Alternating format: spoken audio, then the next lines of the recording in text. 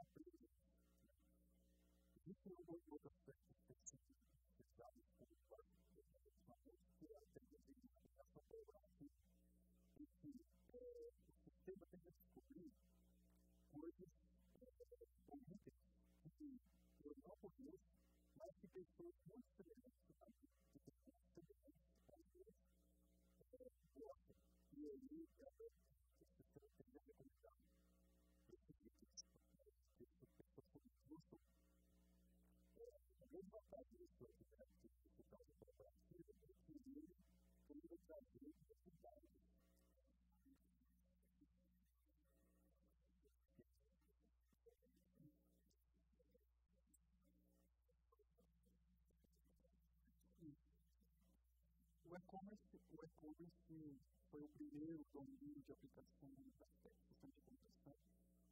Tem sido largamente utilizado pela sua eficácia nas grandes magazines, grandes escritórios de e-commerce. Eles utilizam porque tem retorno de investimento. Então, isso é facilmente percebido por eles, como pesquisadores, na forma de retorno satisfatório para o usuário. De fato, os e-commerce são ainda os que mais utilizam dessas técnicas.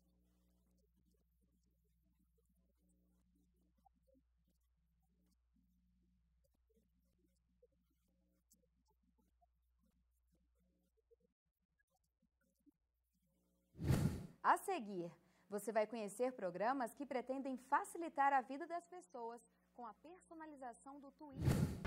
Eu acho que a ciência é viva quando a gente vê no cotidiano, né?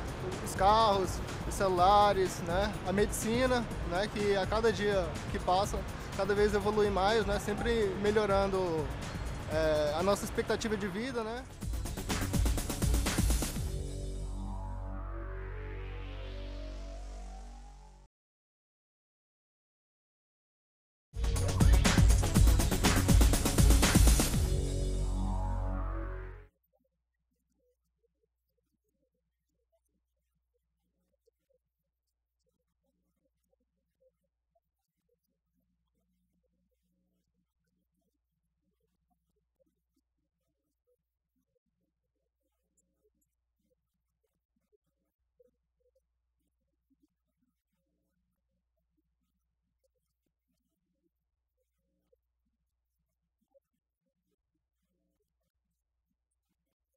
Uma das redes sociais mais populares é o Twitter.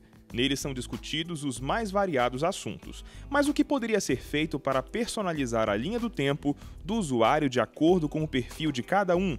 Essa é a ideia do programa criado por João Batista, formado em Ciências da Computação pelo Instituto de Informática da UFG. Eu criei o Tweet Recommender, que é um aplicativo para recomendação de tweets. Na verdade, a ideia inicial foi criar uma aplicação que pudesse auxiliar as pessoas a encontrar os melhores tweets na sua timeline do Twitter.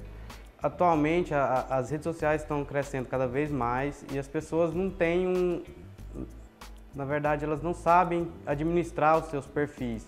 Então, todo dia elas estão adquirindo novos hábitos ou mudando os hábitos antigos e cada vez mais tendo mais amigos e se relacionando cada vez mais com mais pessoas.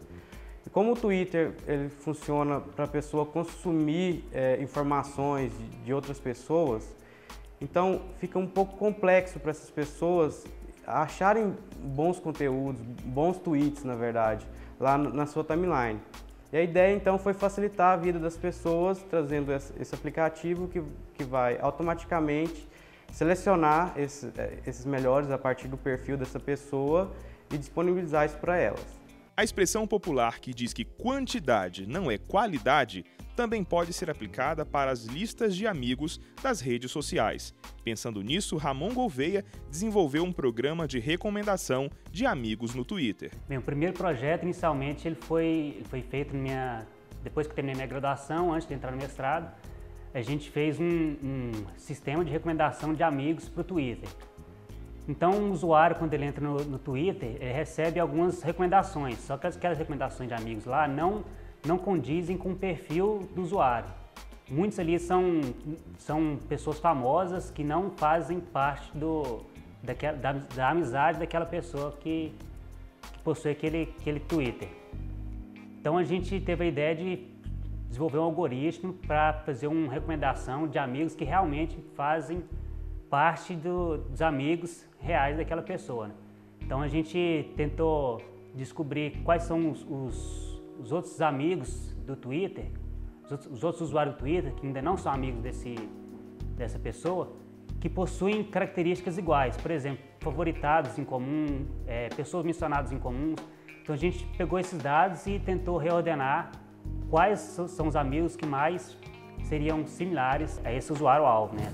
Professor Celso, nos quesitos segurança, sigilo, como o senhor avalia o uso desses dados fornecidos no perfil dos usuários pelas redes sociais? Esse é um assunto que está sendo discutido largamente no mundo como um todo, né? Do ponto de vista do uso das redes sociais, dos dados que estão nas redes sociais, nós, inclusive, utilizamos a própria segurança que a rede social, no caso o Twitter, né, deste projeto, nos obriga a ter. Então, toda vez que o usuário acessa a aplicação, ele é informado quais são os dados que estão sendo trafegados, estão sendo passados para a aplicação, e ele tem que autorizar. Então, a todo momento, o usuário tem que autorizar a informação que está sendo passada para a aplicação. Uma vez que esse usuário autorize, então a aplicação começa a trabalhar com esses dados e aí sim possa fazer a recomendação. Ok. Professor Tcherson, explica para a gente um pouco mais sobre como funciona a mineração de informações de interesse dos usuários que estão espalhadas pelas redes sociais. Bom, esse é um grande desafio de pesquisa, na verdade, a mineração de informações. Porque existem várias fontes dentro das redes sociais. Por exemplo, no Twitter, além dos próprios tweets, existem, geralmente, vinculados a cada tweet, nem sempre, mas muitos tweets têm vinculados um link para uma página, que a pessoa que escreveu o tweet, ele mesmo coloca aquela página. Na verdade, o tweet é mais um tweet de anúncio daquela página, de apresentação de uma página. Então, o que acontece? Às vezes a informação não está diretamente no Twitter, mas ela está tem uma informação muito importante numa página vinculada. E do mesmo modo ocorre com o Facebook, nos posts do Facebook. Tem links, né? Como esse volume é muito grande, não dá para fazer isso manualmente. Então, isso tem que ser feito de maneira automática. Então, o nosso grupo, o que a gente tem feito é tentar estudar algoritmos que possam fazer isso em larga escala, né? E tentar obter informações úteis. No nosso caso, a gente está trabalhando com uma informação mais personalizada. Então, a gente entra, por exemplo, no Twitter de uma pessoa e tenta minerar informações a partir dali, né? E trazer informações, caminhar na rede até onde a gente pode, a partir daquela pessoa, e tentar extrair informações úteis para ela. Além da mineração de informações, quais são os outros desafios da pesquisa? Os desafios são enormes, né? Começar pelo volume de dados. Né? Nós temos um volume muito grande de dados, que nós chamamos de Big Data, né? Tecnicamente falando. Então, trabalhar com esse Big Data é algo, na literatura, ainda muito recente. Então, desenvolver algoritmos que possam minerar essas informações nesse grande volume de dados é um grande desafio. O outro desafio é com relação ao acesso das informações, né? Nem sempre essas informações estão disponíveis, por exemplo, nas redes sociais. A gente depende com que as redes sociais liberem para nós este acesso, né? Então, o desafio de acesso e, ao mesmo tempo, de processamento das informações que nós temos, talvez seja, de forma geral, os maiores.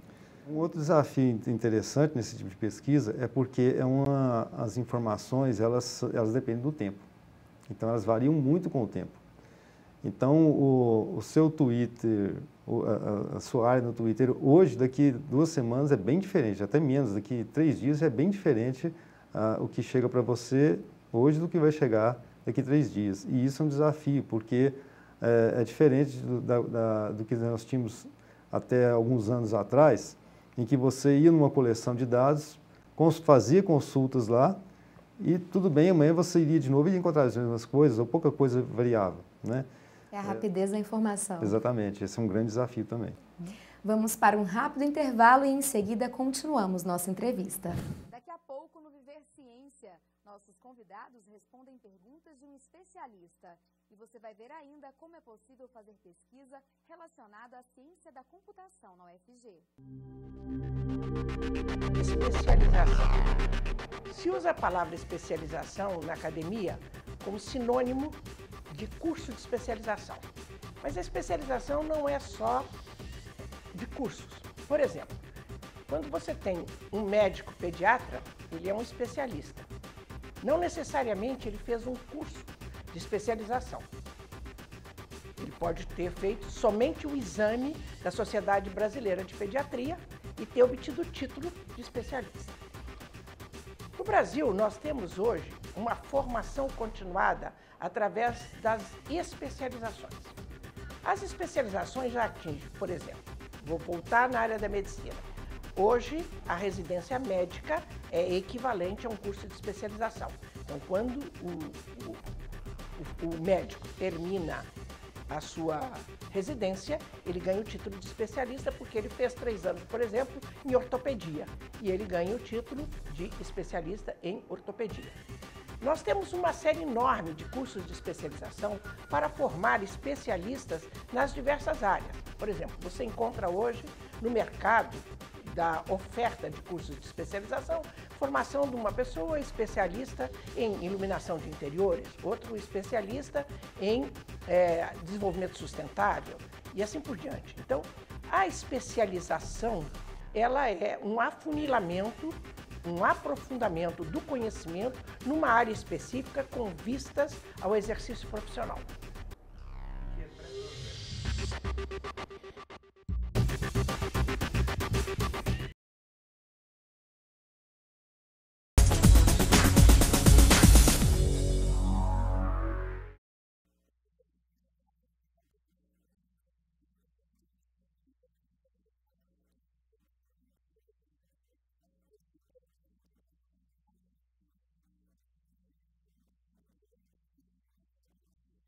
Quais são as principais contribuições que o projeto visa trazer para os usuários das redes sociais?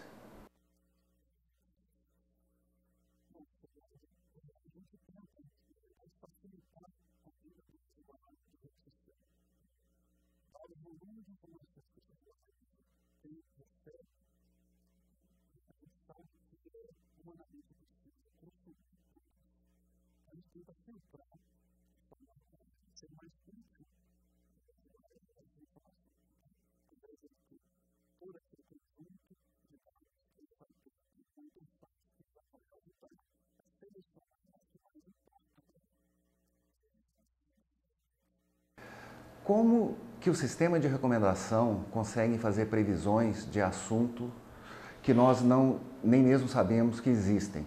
Ou seja, como que os sistemas conseguem se adaptar às novas realidades, aos novos gostos?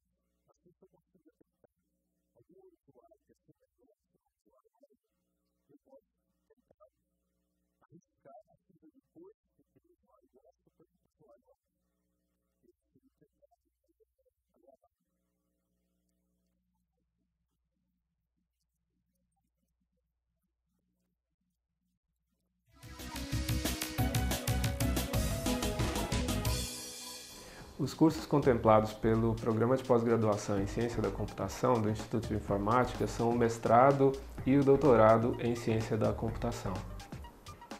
Não existe uma regra bem definida, mas em geral o aluno precisa estar no terceiro semestre, pelo menos, de forma que ele já tenha um histórico com notas bem definidas para se qualificar para a iniciação científica.